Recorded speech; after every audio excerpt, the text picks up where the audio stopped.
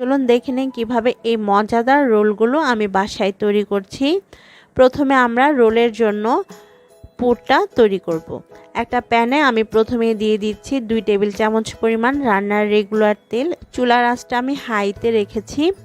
তেলটা গরম হয়ে আসার পর এর মধ্যে দিয়ে দিব হাফ কাপ পরিমাণ পেঁয়াজ কুচি। টোটাল রান্নায় আমি আজকে 1 কাপ পেঁয়াজ ব্যবহার করব, তা থেকে আমি এখন অর্ধেকটা পেঁয়াজ কুচি দিয়ে দিচ্ছি। এখন পেঁয়াজটাকে তেলের মধ্যে নরম করে ভেজে নিতে হবে। আজকে যে পুরটা তৈরি করছি এই পুরটা দিয়ে আপনারা 3-4 ধরনের আইটেম বানাতে পারবেন, যেমন স্প্রিং রোলের সাথে সাথে সমুচা, অন্থন এগুলো বানিয়ে নেওয়া যাবে। আর খেতে অনেক বেশি মজার এই পুরটা। পেঁয়াজটা নরম হয়ে যাবার পর এর মধ্যে আমরা সবজি অ্যাড করব। আমি প্রথমে দিয়ে দিচ্ছি গাজর কুচি। গাজরটা আমি গ্রেটার দিয়ে গ্রেট করে নিয়েছি। এখানে 1 কাপ পরিমাণ গাজর কুচি আছে। সেমভাবে দিয়ে দিচ্ছি 1 কাপ পরিমাণ কাঁচা পেঁপে কুচি। আপনারা এখানে আপনাদের পছন্দ মতো যে কোনো সবজি দিতে পারবেন। শ্রেডেড চিকেন দিয়ে দিচ্ছি আমি 1 কাপ। এই চিকেনটা আমি মুরগির বুকের মাংস, সামান্য একটু হলুদ, লবণ আর কালো গোলমরিচের গুঁড়া দিয়ে সেদ্ধ করে নিয়েছিলাম। এবার সমস্ত উপকরণ খুব ভালোভাবে মিশিয়ে নিতে হবে। আর চুলার আঁচটা কিন্তু কমানো বা মিডিয়ামে রাখা যাবে না, অবশ্যই হাই হিটে রাখতে হবে। 2 মিনিট খুব ভালোভাবে মিশিয়ে নিয়েছি। এখন এর মধ্যে আমরা আরও কিছু উপকরণ অ্যাড করব। প্রথমে আমি দিয়ে দিচ্ছি পরিমাণ মতো লবণ। লবণটা অবশ্যই বুঝে দিবেন, কারণ এর মধ্যে আমরা কয়েক ধরনের সস ইউজ করব আর সসগুলোতে লবণ থাকে। হাফ চা চামচ দিয়ে দিলাম আমি আদা গুঁড়া। রসুনের গুঁড়া দিলাম হাফ চা চামচ আর গোলমরিচের গুঁড়া দিয়ে দিচ্ছি হাফ চা চামচ। আপনাদের কাছে যদি আদা আর রসুনের গুঁড়া না থাকে তাহলে সম পরিমাণে বাটাও ইউজ করতে পারেন। 1 চা চামচ ডার্ক সয়া সস দিয়ে নিয়েছি। কাঁচামরিচ কুচি দিয়ে দিচ্ছি নিজের স্বাদ মতো।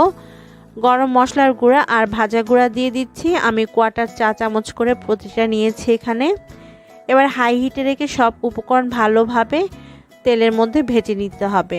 আর এই পুরটা তৈরির জন্য সবজিগুলোকে একদম সেদ্ধ করা যাবে না, একটু ক্রাঞ্চি ক্রাঞ্চি ভাব থাকতে হবে সবজির মধ্যে। একদম সেদ্ধ করে নিলে কিন্তু এই পুরটা খেতে ভালো লাগবে না, আর সেই পুর দিয়ে তৈরি করা খাবারটাও মজার হবে না। যখন একটু নরম হয়ে আসবে তখন এর মধ্যে বাকি পেঁয়াজ আর দিয়ে দিচ্ছি ফ্রোজেন মটরশুঁটি হাফ কাপ। এগুলো আমি ফ্রোজেন করে রেখেছিলাম। আর হাফ কাপ দিয়ে দিলাম আমি পেঁয়াজের পাতা কুচি আর পরিমাণ মতো ধনেপাতা। আমি এখানে মটরশুঁটি আর পেঁয়াজের পাতাটা ফ্রোজেন ইউজ করেছি, তবে এগুলো ছাড়াও আপনারা এই পুরটা বানাতে পারবেন। সব কিছুকে ভালোভাবে মিশিয়ে নেওয়ার পর চুলাটা বন্ধ করে দিব আর আমি পুরটাকে নামিয়ে একটা প্লেটের মধ্যে ঢেলে নিব আর পুরটাকে পুরোপুরি ঠান্ডা করে নিব।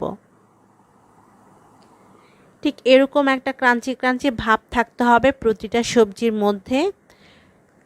দেখতে পাচ্ছেন আমি কিন্তু পুরোপুরি সেদ্ধ করিনি আমাদের এই সবজিগুলোকে। এখানে আমি আমার পছন্দ মতো সবজি অ্যাড করেছি, তবে আপনারা আপনাদের পছন্দ মতো অন্য যে কোনো সবজিও অ্যাড করে নিতে পারবেন। একটা সার্ভিং ডিশের মধ্যে আমি আমাদের চিকেন ভেজিটেবল পুরটাকে সার্ভ করে নিয়েছি। এই পুরটা আপনারা চাইলে নর্মাল ফ্রিজে 2 থেকে 3 দিন সংরক্ষণ করেও রাখতে পারেন, জাস্ট বানানোর আগে বের করে নিলেই হবে। এবার একটা গ্লু তৈরি করব। এজন্য আমি এখানে 1/4 কাপ ময়দার মধ্যে সামান্য একটু পানি দিয়ে খুব ভালোভাবে মিশিয়ে একটা গ্লু তৈরি করে নিয়েছি। এটা বাইন্ডিংয়ের কাজ করবে আমাদের স্প্রিং রোলগুলো।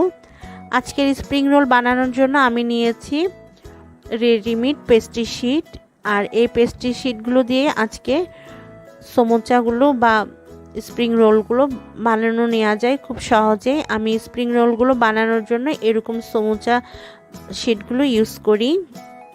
তো একটা স্প্রিং রোলের শিট নিয়ে তার মধ্যে দিয়ে দিচ্ছি আমি পরিমাণ মতো তৈরি করা পুরটা। আর কিভাবে আমি বানাচ্ছি সেটা আপনারা ভালোভাবে লক্ষ্য করুন, তাহলে বুঝতে পারবেন। এক পাশ থেকে টেনে নিয়েছি, তারপর আমি চারপাশে ময়দা আর পানি দিয়ে যে আঠার মতো তৈরি করেছি সেটা লাগিয়ে নিচ্ছি। আর এটা কিন্তু খুব সুন্দর বাইন্ডিংয়ের কাজ করে। ভালোভাবে লাগিয়ে নেওয়ার পরে দুই পাশ থেকে টেনে এনভেলপের মতো করে নিতে হবে। তারপর একদম টাইট করে পেঁচিয়ে রোল করে নিতে হবে। এবারে যে খালি অংশটা আছে তাতেও আমি গ্লুটা লাগিয়ে নিচ্ছি ময়দার। ব্যাস তৈরি হয়ে গেল আমাদের রোল। আমি আরেকটা পদ্ধতি আপনাদেরকে দেখিয়ে দিচ্ছি রোল তৈরির জন্য। আবারও একটা স্প্রিং রোল শিট নিয়েছি, আর এখন এই শিটের মধ্যে আমি দিয়ে দিচ্ছি আমাদের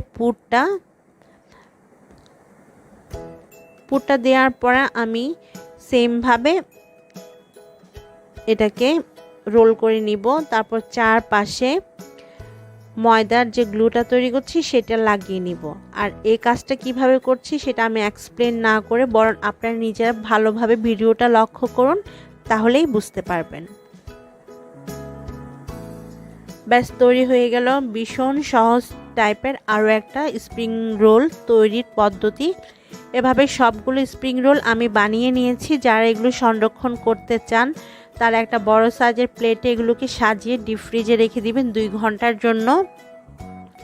তারপর ডিপ ফ্রিজ থেকে বের করে যে কোনো জিপলক ব্যাগ বা বক্সে করে সংরক্ষণ করতে পারবেন।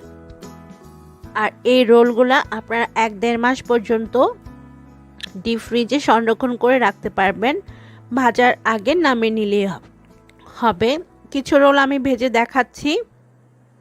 ভাজার জন্য পর্যাপ্ত পরিমাণে তেল নিয়ে তেলটাকে ভালোভাবে গরম করে নিতে হবে, আর মিডিয়াম লো হিটে রেখে রোলগুলোকে আমি লালচে কালার করে ভেজে নিব। মিডিয়াম লো হিটে রেখে ভাজলে অনেক বেশি ক্রিস্পি হয়, আর অনেকক্ষণ পর্যন্ত কিন্তু ক্রিস্পিনেসটা থাকে। তো এখানে আমি বেশ কিছু রোল ভেজে নিয়েছি।